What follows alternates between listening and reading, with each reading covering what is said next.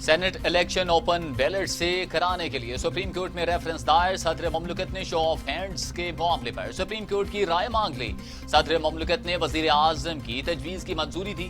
Saint انتخابات کا طریقہ کار آئین میں واضح نہیں ہے۔ اوپن بیلٹ سے سینٹ الیکشن میں شفافیت آئے گی، حکومت کا ریفرنس میں موقف۔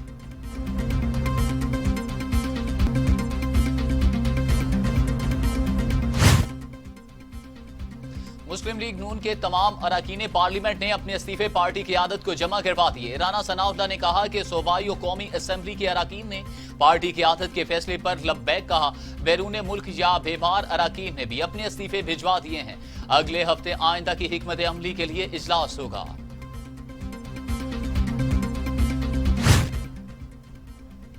وزیر اعظم عمران خان کہتے ہیں حرام کی کمائی کا راستہ اختیار کرنے والے سیاستدان عبرت کا نشان بنے ہوئے ہیں۔ کبھی اسپتال جا رہے ہیں تو کبھی ملک سے باہر بھاگ رہے ہیں۔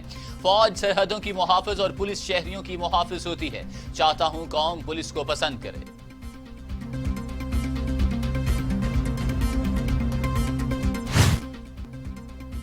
مولانا فضل الرحمان کہتے ہیں عمران خان کون ہوتا ہے جو ان کا حساب لے؟ وہ خود اپنا حساب دیں اور بتائیں کہ کس ناجائز طریقے سے آئے ہیں۔ مسلط جعلی حکمران ہمارے احتساب کی بات نہیں کرتا ہے۔ مولانا محمد خان شیرانی کے بیان پر جماعت نے نوٹس لے لیا ہے۔ کمیٹی بن گئی اور اجلاس بلایا جا چکا ہے۔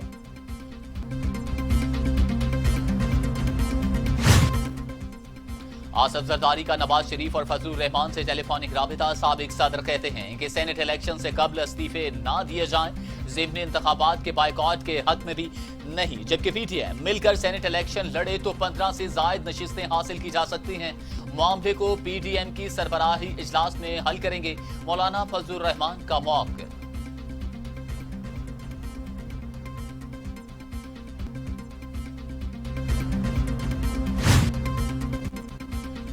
شہزاد اکبر کہتے ہیں نیب قوانین پر اپوزیشن کے مسودے کا ہر حرف NRO ہے۔ ریلیف دینے سے انکار پر پی ڈی ایم کو بنایا گیا۔ ترامیم جن لوگوں نے کی سب احتساب بیورو کے ملزم ہیں۔ اپوزیشن نے FATF کو بھی متنازع بنایا اور بے بنیاد باتیں کی۔ سلیم مانوی والا ذاتی مفاد کے لیے عہدے کا استعمال نہیں کر سکتے۔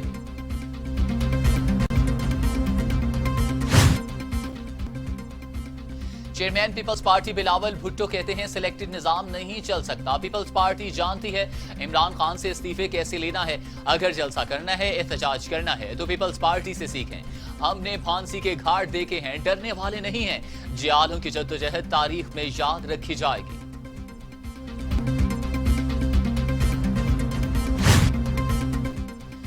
سینیٹر شبلی فراز کہتے ہیں پی ڈی ایم میں شامل مفاد پرست ٹولے کی سمتیں مختلف اور منزلیں جدا ہیں۔ یہ سانجھ کی ہنڈیا اب بھی چوراہے پھوٹ رہی ہے۔ حکومت کے خلاف تحریک چلانے والوں کے اپنے خلاف تحریک چل پڑی ہے۔ مولانا شیرانی اور حافظ حسین احمد کا بیان اس کی واضح گواہی ہے۔ ذاتی مفاد کو فوقیت دینے والوں کو رسوائی کے سوا کچھ نہیں ملے گا۔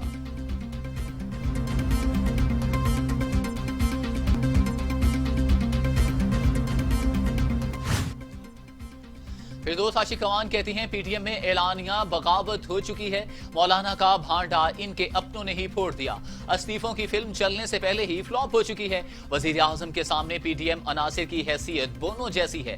راج کماری، شہزادے اور مولانا کی منفی سیاست ختم ہو چکی ہے۔ اپوزیشن کے اجتماعات سے کورونا مریضوں کی تعداد میں اضافہ ہوا۔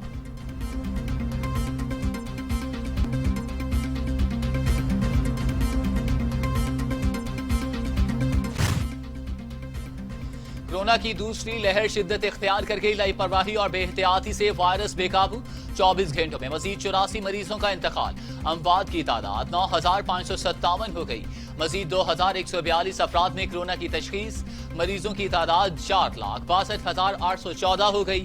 4,15,000 مریض صحت یاب، 40,261 مریض زیر علاج۔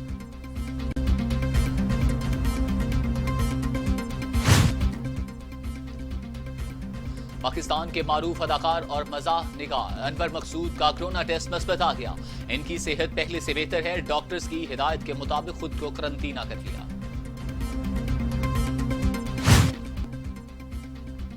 برطانیہ میں موجود پاکستانیوں کی وطن واپسی کے لیے سفری شرائط میں نرمی کر دی گئی۔ برطانیہ سے business visa, visit visa, transit visa رکھنے والے پاکستانیوں کو ملک واپس آنے کی اجازت ہوگی۔ اعلامیے کے مطابق ایسے پاکستانیوں کے لیے سفر سے 72 گھنٹے قبل کورونا نیگیٹو کی رپورٹ لازمی قرار دی گئی ہے۔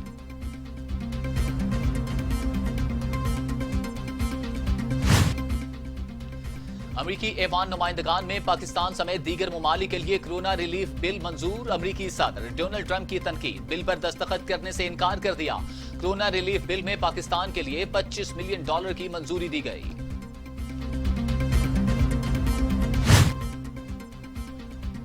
دنیا بھر میں کورونا سے 17,23,000 ہلاکتیں، مریضوں کی تعداد 7,83,00,000 ہو گئی۔ امریکہ میں 3,30,000، برازیل میں 1,88,000، بھارت میں 1,46,000، میکسیکو میں 1,19,000، روس میں 52,000، فرانس میں 61,600 اور سعودی عرب میں 6,139 اموات۔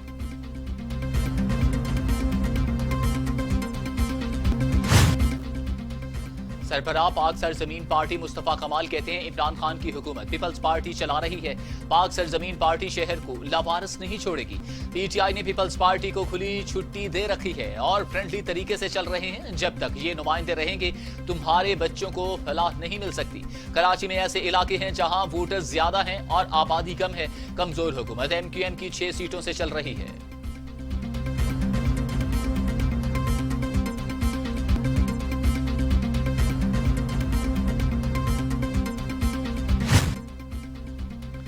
وزیر داخلہ شیخ رشید کہتے ہیں وزیر اعظم عمران خان کی قیادت میں تمام چیلنجز سے سرخرو ہوں گے۔ وزارت داخلہ 120 دن میں بدل جائے گی۔ پولیس پاسنگ آؤٹ پریڈ میں پہلی بار کسی وزیر اعظم نے شرکت کی۔ وزیر اعظم عمران خان قوم کو تمام مسائل سے باہر لے کر نکلیں گے۔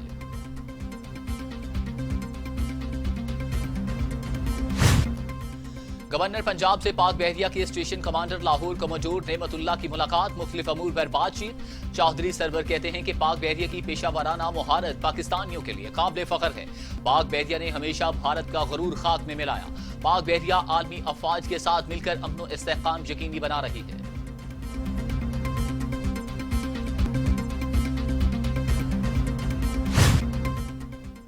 لاہور ہائی کورٹ میں پنجابی زبان کو نصاب کا حصہ بنانے کے لیے درخواست پر سماعت۔ پاکستان میں پنجابی زبان کو کیوں نظر انداز کیا جا رہا ہے، بتایا جائے پنجابی کے فروغ کے لیے کیا اقدامات کیے گئے۔ پنجابی زبان کے تحفظ کے لیے اقدامات کی ضرورت ہے۔ اگر زبان کو نصاب کا حصہ نہ بنایا گیا تو یہ بتدریج ختم ہو سکتی ہے۔ جسٹس جواد الحسن کے ریمارکس۔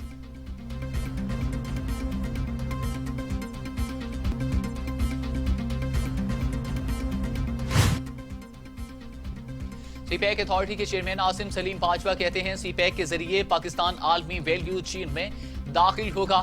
کورونا وبا کے باعث معاشی اور صحت کے مسائل کے باوجود چین پاکستان اقتصادی راہداری کے منصوبوں میں بڑی پیش رفت ہوئی ہے۔ سی پیک اب زبان زدے عام لفظ بن چکا ہے۔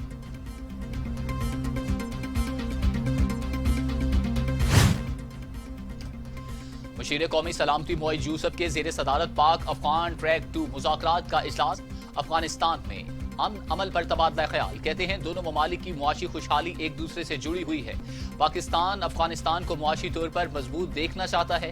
پاکستان اقتصادی سلامتی پر کام کر رہا ہے۔ افغانستان میں امن وسطی ایشیا کے ساتھ رابطے کے لیے بہت ضروری ہے۔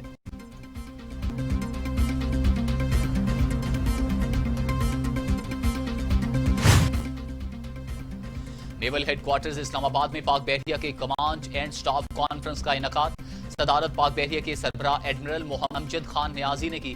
خطے کی سیکیورٹی صورتحال، پاک بحریہ کی آپریشنل تیاریوں اور جوانوں کے تربیتی اور فلاحی امور کا جائزہ لیا گیا۔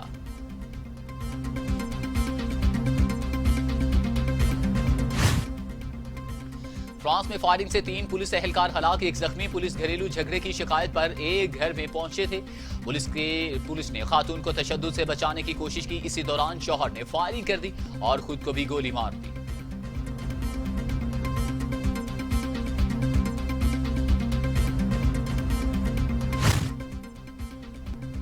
پاکستانی نیاد برطانوی سیاستدان Wajid Khan house of lords کے رکن تعینات، جبکہ ملکہ برطانیہ نے واجد خان کی تعیناتی کی منظوری دے دی۔ واجد خان لنکا شائر کے علاقے برنلے سے رکن ہاؤس آف لارڈز تعینات ہو گئے۔ नौमुंतखब सदर जो बाइडन की अमरीकियों को एक और रिलीफ पैकेज की नवीद। जो बाइडन ने कौम से खिताब में कहा कि इक्तदार संभालने के बाद कांग्रेस को एक और कोरोना पैकेज की सिफारिश करूंगा। वबा अभी फैलेगी, हमें मुकाबले के लिए तैयार रहना चाहिए। कांग्रेस में $900 अरब कोरोना इमदादी पैकेज पर इत्तफाक राय काबिल सताइश है।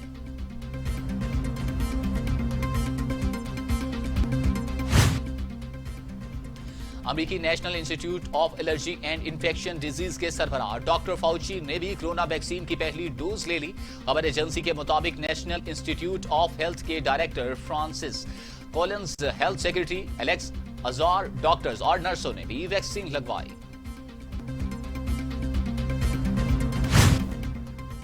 अमेरिका ने शाम के सदर बिशारुल असद की बीवी और फैमिली में मेंबर्स प्रेसेस एक्ट के तहत मजीद पाबंदियां लगा दी। आसमल असद, इसके बाप फवाजुल अखराज, मां साहिर अतरी, भाई फराज और चचा अय्याद अखराज पर भी पाबंदियों का इत्तलाक। सेंट्रल बैंक ऑफ सीरिया कारोबारी शख्सियात और मुतअद्दिद कारोबार भी ब्लैक लिस्ट। पाकिस्तान और मुसलमानों के खिलाफ जहर उगलने वाले भारतीय एंकर को बरतानिया में जुर्माना। बरतानवी हुक्काम के मुताबिक अर्नब गोस्वामी ने गुज़श्ता साल टीवी प्रोग्राम में नफरत अंगेज और गलीज जुबान इस्तेमाल की। एक खास कम्युनिटी की दिल आजारी हुई। अर्नब गोस्वामी को 20,000 पाउंड जुर्माना अदा करना होगा।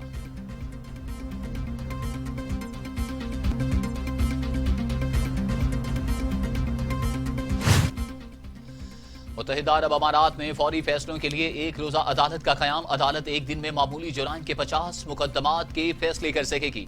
ट्रैफिक कवानीन की खिलाफ वर्जी, गदागरी, खुदकुशी, मजदूरों की हड़ताल और दीगर तरह के केसेस शामिल होंगे।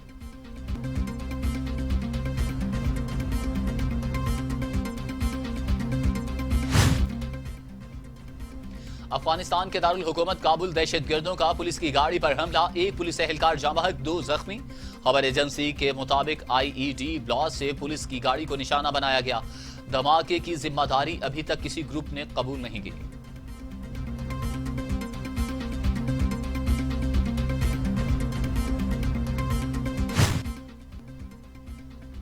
नाइजीरिया में दहशतगर्दों का गांव पर हमला, 7 अफराद हलाक, मुतअद्दिद जख्मी। खबर एजेंसी के मुताबिक हमला आवरों ने हमले के बाद फरार हो गए और कुछ शहरी भी अगवा कर लिए गए।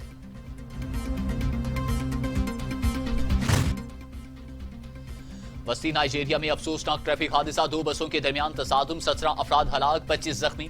खबर एजेंसी के मुताबिक हादसा तेज रफ्तारी के बायस पेश आया। लाशों और जख्मियों को अस्पताल मुंतकिल कर दिया गया।